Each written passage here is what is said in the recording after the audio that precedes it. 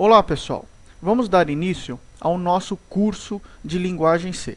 Vamos falar primeiro de lógica de programação. Pessoal, por que é tão importante falar de lógica de programação? Porque basicamente toda a programação que nós iremos estar desenvolvendo ao longo do nosso curso, é necessário nós pensarmos de maneira racional e lógica. E para isso nós temos a nossa primeira etapa, que é a introdução à lógica de programação.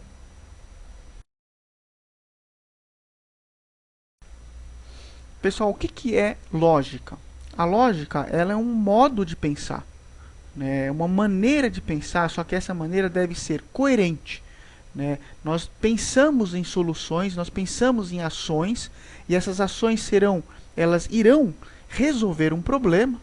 Né? Então, é um conjunto de ações que irá resolver um problema, e esse conjunto, a sequência, né, com que será executada essas ações, devem ser de maneira coerente, né, e com o objetivo de solucionar um problema. Então, toda lógica ela tem um início, ela vai ter um meio e vai ter um fim. Nesse slide, nós mostramos aqui o uso de lógica. Né? E sem a gente perceber, a gente usa a lógica no dia a dia. Então nós usamos a lógica no trabalho, no momento que nós fazemos as compras. Né? Então quando a gente faz compra, a gente executa, né, uma série de ações em que essas ações elas são escolhidas de maneira coerente. Então primeiro eu pego o carrinho, eu pego a lista de compras que eu já preparei, procuro o produto que eu quero comprar, eu risco na minha lista aqueles produtos que já foram comprados. Né? Então, se a gente perceber, nós temos aí um conjunto de ações, e essas ações elas são escolhidas, né, de uma maneira racional. Né? Isso para quê? Para resolver um problema. Né? O problema seria o quê? Pegar as compras e levar para casa. Esse é o problema. Nós temos que achar uma solução, e essa solução está relacionada com as ações que nós iremos escolher. Né? Nós também usamos a lógica no momento do trânsito, quando estamos dirigindo ou quando estamos como pedestre, né, na calçada, quando vamos atravessar a rua na faixa de pedestre. Ou seja, pessoal, nós usamos a lógica no dia a dia. Nós temos que passar todo esse conhecimento no momento da programação, porque a programação exige muito de lógica. Nesse slide, eu estou dando um exemplo de lógica de ir ao trabalho. Veja que nossa primeira ação seria o quê? Acordar um certo horário. Né? Eu não posso, por exemplo, tomar banho antes de acordar. Não tem sentido. Né? Não tem lógica executar a ação tomar banho antes de acordar. Então, a ação acordar obrigatoriamente deve vir antes de tomar banho. Né? Após tomar banho, vamos colocar a roupa. Novamente, não teria lógica, não teria sentido colocar a roupa antes de tomar banho. Caso a pessoa coloque, né, a roupa antes de tomar banho, ela está executando uma ação que ela é errada, que ela irá causar um problema, que no nosso caso de programação, irá causar um bug, irá causar um erro de programação ou de lógica. Depois de colocar a roupa, depois de tomar o banho, nós tomamos o café. Veja que tomar café, ele demora y minutos, né? Ele demora uma quantidade de minutos. Sair de casa num certo horário, percorrer o caminho até o trabalho vai demorar também z minutos. Então, veja que no nosso dia a dia, nós temos aí uma sequência de ações, e essas ações nós, obviamente que nós executamos aí de maneira lógica. Pessoal, o que é um algoritmo?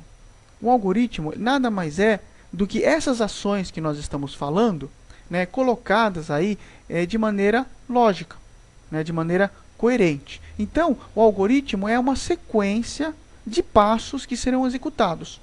O conjunto dessas ações irá resultar num algoritmo.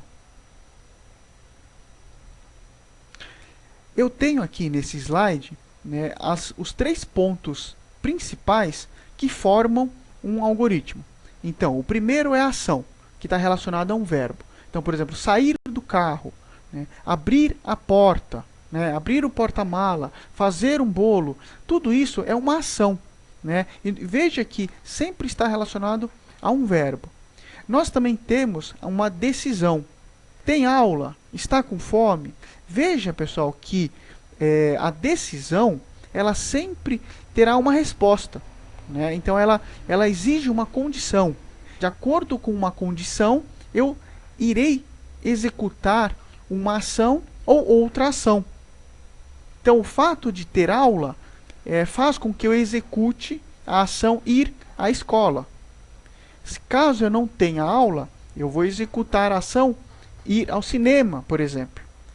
Então veja que a sequência de execução das ações, elas dependem do resultado de uma condição, de uma decisão. Também eu encontro no algoritmo os laços de repetição. Veja que dentro do laço de repetição existe uma condição e existe a ação. Então, veja que nesse slide é colocado comer enquanto tem fome. Então, enquanto eu sinto fome, que ter fome é a condição, e comer é uma ação. Então, enquanto eu tenho fome, eu continuo comendo. Então, comer é uma ação e ter fome é uma condição. Isso resulta numa repetição, num laço. Nesse momento, nós vamos falar um pouquinho de legibilidade de um algoritmo. Muitos programadores, eles começam a programar, desenvolver os seus códigos sem a mínima intenção de deixá-lo organizado, de deixá-lo fácil de ser entendido por ele mesmo ou por outros programadores. Então, nesse slide, nós temos aqui um algoritmo, que esse algoritmo significa ir ao cinema, assistir o filme, voltar para casa e dormir. Veja que esse algoritmo ele está colocado de maneira muito difícil de ser entendido. No próximo slide, nós teremos aqui um algoritmo com uma legibilidade melhor.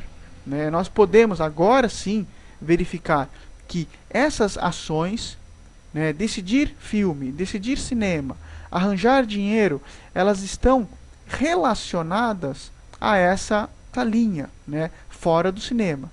Então eu sei que essas ações estão relacionadas a fora do cinema.